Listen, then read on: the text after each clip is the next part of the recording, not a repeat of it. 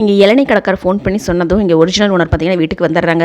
வந்தவர் எல்லாரும் என் வீட்டில் என்ன பண்ணுறீங்க அப்படின்னு சொல்லி கேட்கவும், என்னது உன் வீடா, இந்த வீட்டை வந்து நான் காசு கொடுத்து வாங்கியிருக்காது 30 லட்சம் அட்வான்ஸ் கொடுத்து இப்போ இந்த வீட்டுக்கு வந்திருக்கேன்னு சொல்லி மனோஜ் ரொம்ப கெத்தாக சொல்கிறாரு.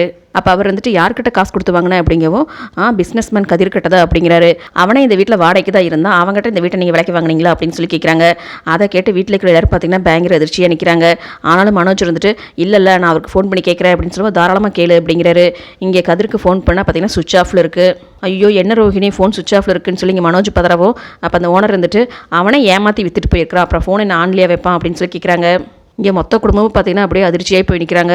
விஜய் இருந்துட்டு டே என்னடா மனோஜ் இப்படி இல்லை அப்படின்னு சொல்லவும், அப்போ முத்து இருந்துட்டு பாத்தியாப்பா நான் அப்பவே சொன்னேன்ல அந்த ஆளை பார்த்தா வந்துட்டு இத்த பெரிய வீட்டுக்கு ஹவுஸ் ஓனர் மாதிரியே தெரியல, நான் சொன்ன மாதிரி அந்த ஆளை அப்பவே பிடிச்சிருந்தா நம்ம பணத்தை கூட வாங்கியிருந்துருக்கலாம், என் பேச்சு நீங்கள் யாராவது கேட்டீங்களா அப்படின்னு சொல்லவும், இங்கே ஹவுஸ் ஓனர் இருந்துட்டு சரி உங்கள் பஞ்சாயத்தில் வெளியில் போய் வச்சுக்கோங்க, எல்லாரும் மரியாதை விட்டுட்டு காலி பண்ணுங்க அப்படின்னு சொல்கிறாரு.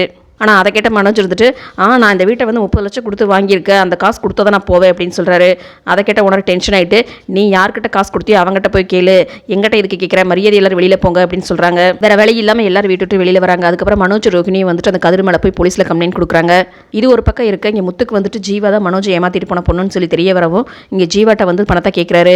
அப்போ தான் வந்துட்டு முத்துக்கு நடந்த எல்லா விஷயத்தையும் ஜீவா சொல்கிறாங்க. மனோஜ் கிட்ட நான் 2 மாதத்துக்கு முன்னாடியே வந்துட்டு பணத்தை கொடுத்துட்டு, அதுவும் 30 லட்சமாக கொடுத்துருக்கேன், அந்த பணத்துக்கே வந்துட்டு நீங்கள் தான் சாட்சி கையெழுத்து போட்டீங்க அப்படின்னு சொல்லி சொல்கிறாங்க.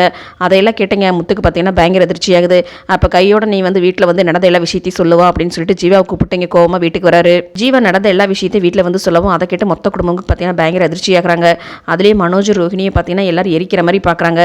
பத்ததுக்கு ஜீவா வர, நான் அப்பவே உங்ககிட்ட சொன்னேன்ல என்ன ஏமாற்றி பணத்தை வாங்கிட்டு போனீங்களே, அந்த காசு வந்துட்டு உங்களுக்கு குறிப்பிடாம தான் போகும்னு சொல்லிட்டு நான் சொன்ன மாதிரியே அந்த 30 லட்சத்தை தொலைச்சிட்டீங்க போல இருக்கு அப்படின்னு சொல்லி கேட்குறாங்க.